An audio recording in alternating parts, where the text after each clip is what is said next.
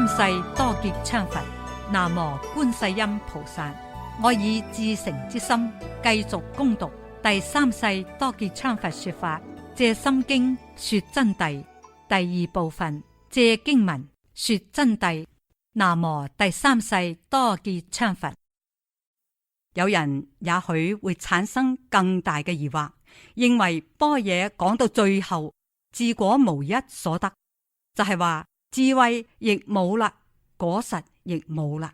哎呀，學過乜嘢東西喎？全都係空理。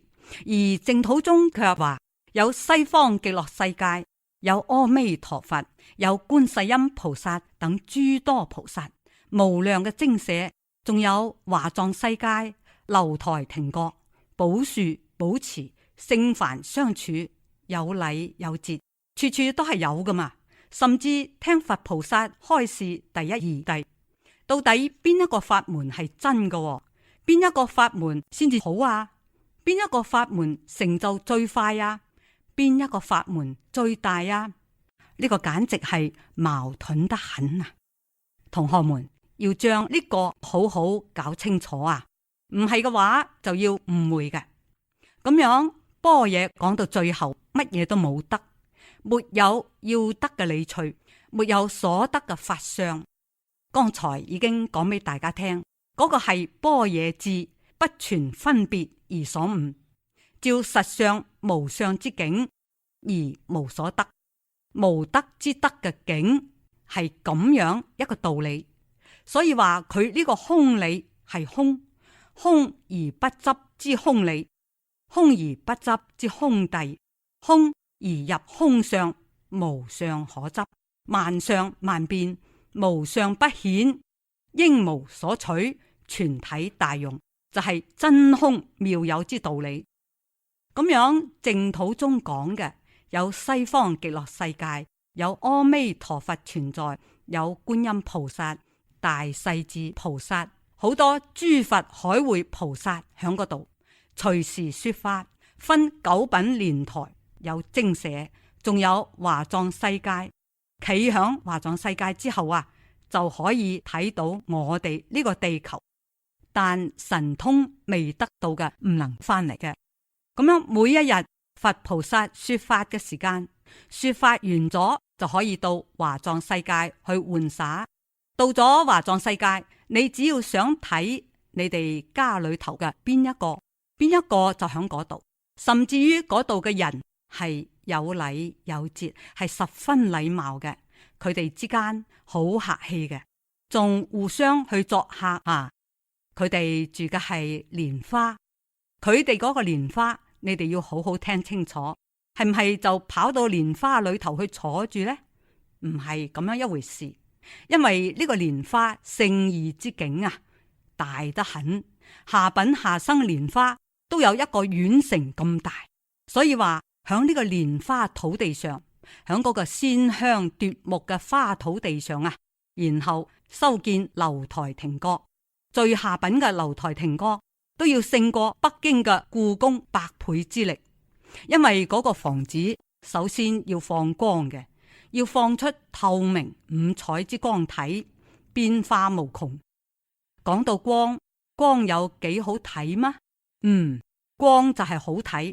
你哋唔相信，你哋晚上去睇燈會，都比白天嘅房子好睇。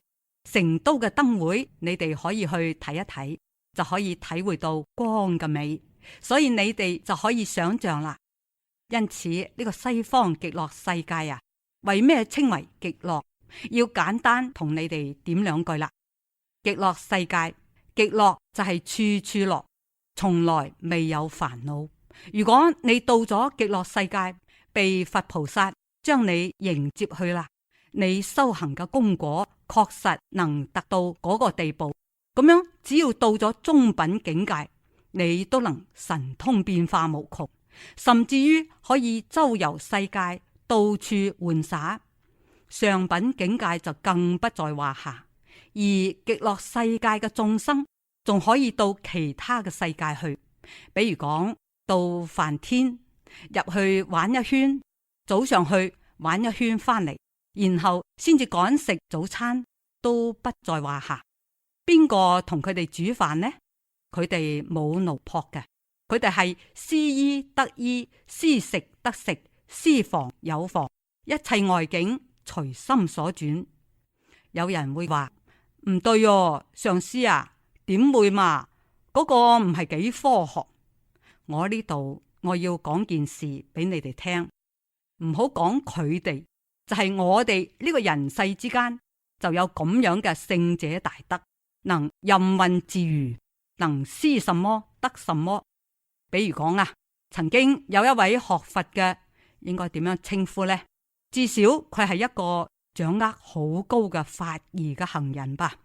咁樣佢喺度為佢嘅弟子修法嘅時候，天降甘露，甘露從天空飄然而至，迎請嚟響衣鉢裏頭裝起。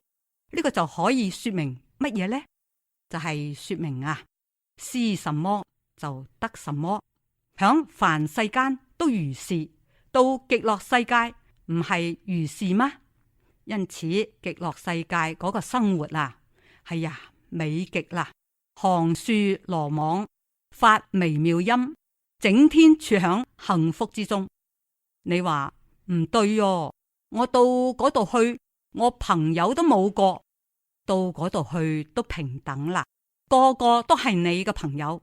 你話我喜歡我家裏嘅人，我母親、我爸爸，我都喜歡噶嘛。我講俾你聽，嗰個時候，只要你想邊一個，邊一個就響你嗰度，馬上出現響你面前。佢哋唔係響你嗰度似一張死照片一樣，痴呆呆咁樣將你盯住，唔係咁樣一回事。佢哋要同你講話做事，佢哋要發揮佢哋嘅感情，將佢講穿咗，就等於係將你呢個地方搬去，就係與你平時生活中完全冇差別嘅實際情況。仲有一個奧妙，如果係凡夫嘅境界，到咗嗰個地方，佛菩薩將你接去啦，你同樣唔喜歡嗰個世界，你喜歡住你家裏頭嘅房子，咁樣馬上意念一生，立即就住響你嘅莊園，所有都係你嘅家人朋友，全都響度。你想響成都市就係成都市，比如你白賴，你想做生意就做你嘅生意就係啦，你嘅朋友就會嚟揾你嘅，你知道嘅人佢哋都要嚟，呢個係千真萬確啊。寬淨法師去咗之後就產生呢個境界啊，佢睇到有一人家大院，哎呀，點解有世間上嘅房子呢？正喺度奇怪，觀音菩薩就讓寬淨法師去問，法師就去問莊園裏面嘅人係點樣一回事。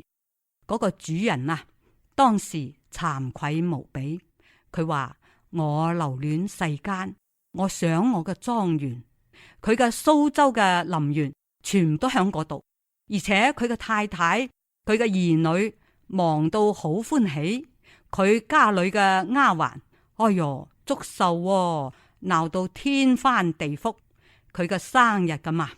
結果見到觀音菩薩去，簡直嚇慌啦，嚇到快啲現出原形。